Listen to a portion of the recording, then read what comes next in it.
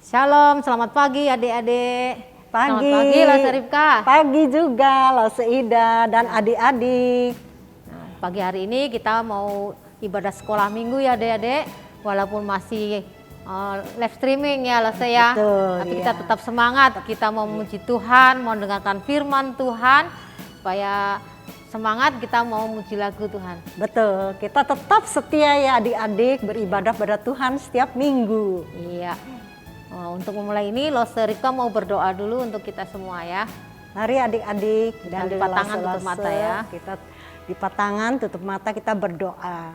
Tuhan Bapa kami penuh pengasih, terima kasih ya Tuhan, Kau sangat baik sehingga Engkau tetap memberikan kesehatan tubuh kami dan juga kekuatan dan juga Tuhan memelihara semuanya sehingga kami tidak mengalami kekurangan. Terima kasih ya Tuhan, pada saat ini kami mau beribadah padamu. Biarlah ya Tuhan juga berkenan akan puji-pujian sehingga anak-anak pun dengan senang juga memuji Tuhan.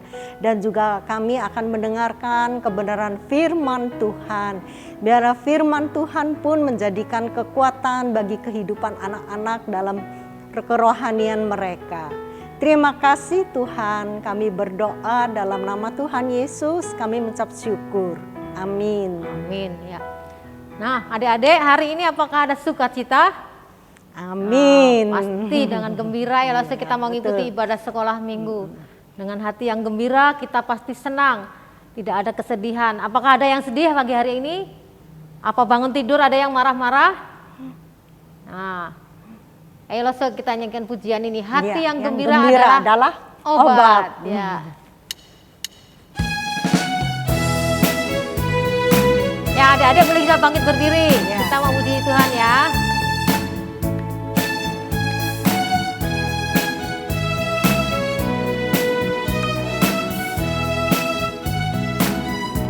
Hati yang gembira adalah obat, seperti obat hati yang senang, tapi semangat yang patah teringat tulang. Hati yang gembira Tuhan senang. Sekali lagi kita naikkan pujian ini.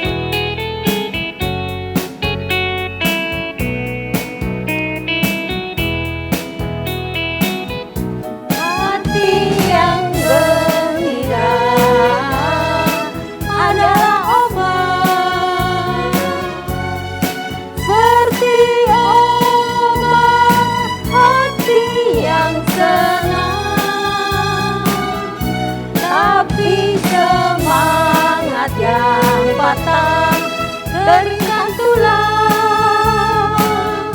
Hati yang gembira Tuhan senang. Tuhan kita pasti senang kalau kita bergembira Iya, ya Lose. betul. Memuji Tuhan sangat senang ya. kalau lihat adik-adik sukacita dan memuji Tuhan. Ya. Kita mau naikkan lagi pujian yang kedua Lose.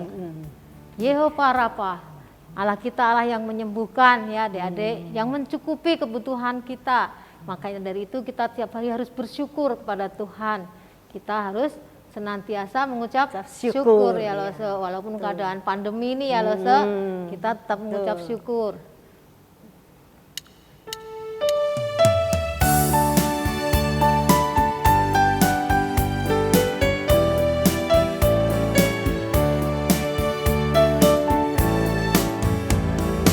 Dialah Allah yang menyembuhkan, Dialah Allah yang mencukupi, Dialah panji keselamatan, Dialah Allah damai. Yehova Rafa, Allah yang menyembuhkan, Yehova Jireh, Allah yang mencukupi, Yehova Nisi, panji keselamatan, Yehova Shalom, Sang Damai. Sekali lagi ya dari ya.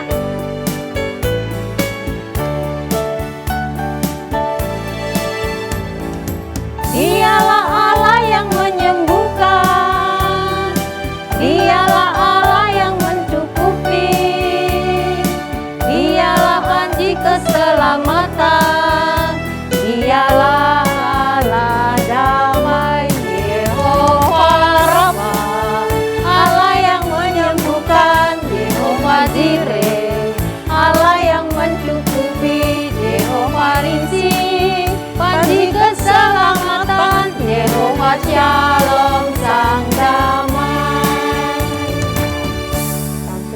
ya Tuhan pasti bisa menyembuhkan Buka kita kalau kita dan percaya, kita berdoa untuk pertolongan pada Tuhan ya Lose ya.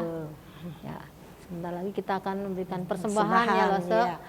Ya, kita memberikan Persembahan ini ada ayatnya adik-adik, ayat yaitu persembahan ya adik-adik. Mazmur 107:22. Mazmur 107 ayat 22. Lause mau gantian baca dengan Lause Ida ya.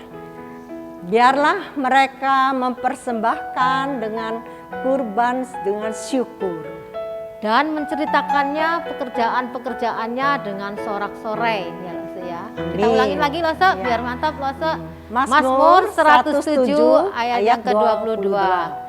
Biarlah mereka mempersembahkan korban syukur. Dan menceritakan pekerjaan-pekerjaannya dengan sorak-sorai ya. Adik-adik kita harus menceritakan pekerjaan Tuhan ini dengan sorak-sorai ya. Mari kita Adik-adik kan sudah dapat celengan ya di rumah. Lause juga sini mau mempersembahkan dengan celengan ya.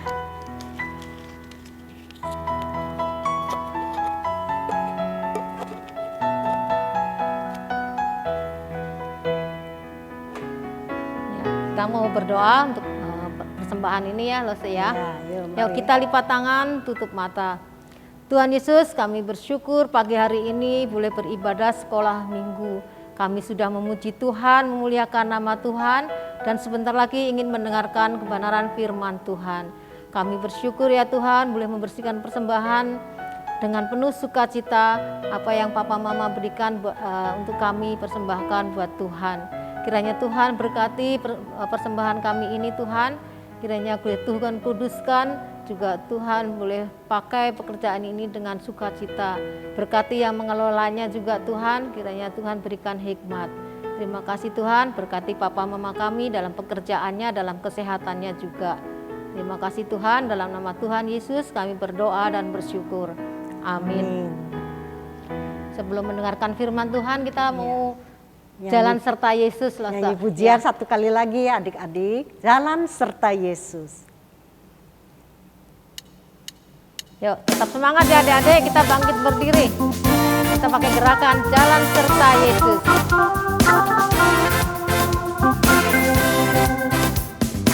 Jalan serta Yesus, jalan sertanya setiap hari.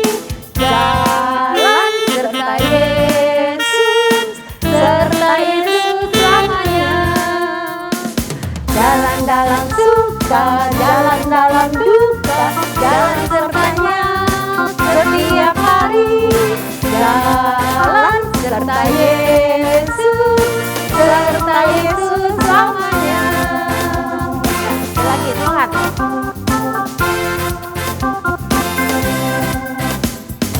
Jalan serta Yesus, jalan sertanya setiap hari.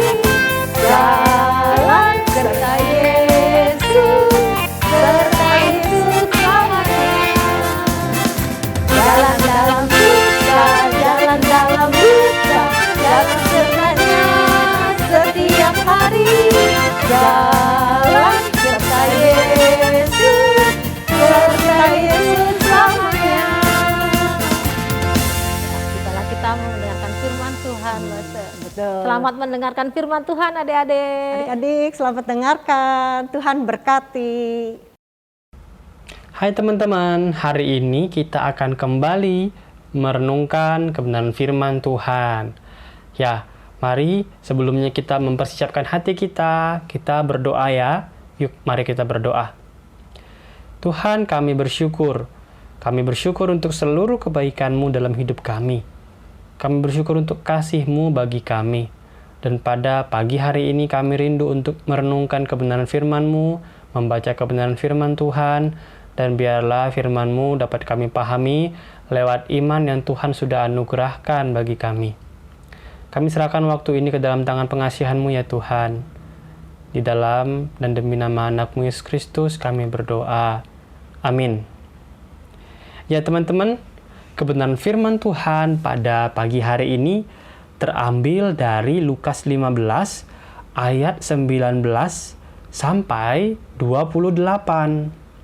Lukas 15 ayat 19 sampai 28. Ya, kita baca bersama. Lukas 15 ayat 19 sampai 28. Aku tidak layak lagi disebutkan anak Bapa. Jadikanlah aku sebagai salah seorang upahan Bapa. Maka bangkitlah ia dan pergi kepada bapaknya. Ketika ia masih jauh, ayahnya telah melihatnya. Lalu tergeraklah hatinya oleh belas kasihan. Ayahnya itu berlari mendapatkan dia, lalu merangkul dan mencium dia. Kata anak itu kepadanya, "Bapa, aku telah berdosa terhadap sorga dan terhadap Bapa. Aku tidak layak lagi disebutkan anak Bapa." Tetapi ayah itu berkata kepada hamba-hambanya, "Lekaslah, bawa kemari jubah yang terbaik. Pakaikanlah itu kepadanya dan kenakanlah cincin pada jarinya dan sepatu pada kakinya. Dan ambillah anak lembu tambun itu, sembelilah dia, dan marilah kita makan dan bersuka cita. Sebab anakku ini telah mati dan menjadi hidup kembali. Ia telah hilang dan didapat kembali." Maka mulailah mereka bersukaria. Tetapi anaknya yang sulung berada di ladang, dan ketika ia pulang dan dekat ke rumah, ia mendengar bunyi seruling dan nyanyian tari-tarian. Lalu ia memanggil salah seorang hamba dan bertanya kepadanya, "Apa arti semuanya itu?" Jawab hamba itu, "Adikmu telah kembali dan ayahmu telah menyembelih anak lembu tambun karena ia mendapatnya kembali dengan sehat."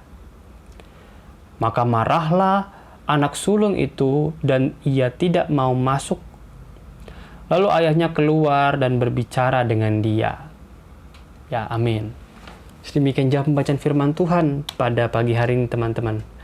Ya, teman-teman, kita semua tahu indahnya kasih dari kedua orang tua kita. Kita senang dikasihi, dan kita tahu betapa indahnya mereka mengasihi kita. Tapi pertanyaannya, apakah teman-teman, kita semua ya, tahu rasanya, tahu indahnya kasih Allah dalam hidup kita? Apakah kita pernah merasakannya? Merasakan indahnya kasih Allah dalam hidup kita? Nah, hari ini kita mau memahami indahnya kasih Allah dalam hidup kita sebagai anak-anaknya. Dan kita akan melihatnya lewat perumpamaan tentang anak yang hilang yang barusan kita baca tadi. Nah, teman-teman, latar belakang Tuhan Yesus menyampaikan perumpamaan pada Lukas 15 ayat 11-32 adalah untuk menegur orang-orang Farisi dan para ahli Taurat. Mereka, orang-orang Farisi dan ahli Taurat, bersungut-sungut karena Tuhan Yesus mau menerima orang-orang berdosa makan bersama dengannya. Para ahli Taurat dan orang Farisi menganggap bahwa orang-orang yang dapat bergaul dengan mereka hanyalah masyarakat dengan derajat sosial yang dipandang baik saja. Jadi setiap orang miskin dan setiap orang yang pekerjaannya dianggap hina, serta orang-orang yang dianggap mereka berdosa, tidak dapat masuk ke dalam perjamuan makan dengan mereka. Nah, namun Allah tidak demikian ya teman-teman. Tuhan Yesus menjelaskan bahwa Allah Bapa tidak menentukan keselamatan dari apa yang manusia lakukan. Nah, bayangin nih teman-teman, kalau Allah melakukan hal tersebut, tentu gak ada orang yang dapat diselamatkan. Yang dilakukan Allah Bapa justru memberikan kasih-Nya bagi manusia. Nah, gambaran Allah Bapa yang mengampuni kita diilustrasikan Tuhan Yesus dalam perumpamaannya tersebut. Perumpamaan yang tadi kita baca. Seperti yang tertulis pada Lukas 15 ayat 20. Maka bangkitlah ia dan pergi kepada bapaknya. Ketika ia masih jauh, ayahnya telah melihatnya. Lalu tergeraklah hatinya oleh belas kasihan. Ayahnya itu berlari mendapatkan dia dan lalu merangkul dan mencium dia. Nah, itulah gambaran Allah yang mengasihi kita, orang-orang berdosa, seperti yang tertulis di Lukas 15 ayat 20 tadi. Ya, bagian ini menunjukkan suatu kerinduan Allah Bapa agar anak-anaknya berbalik dari dosa yang terus mereka lakukan.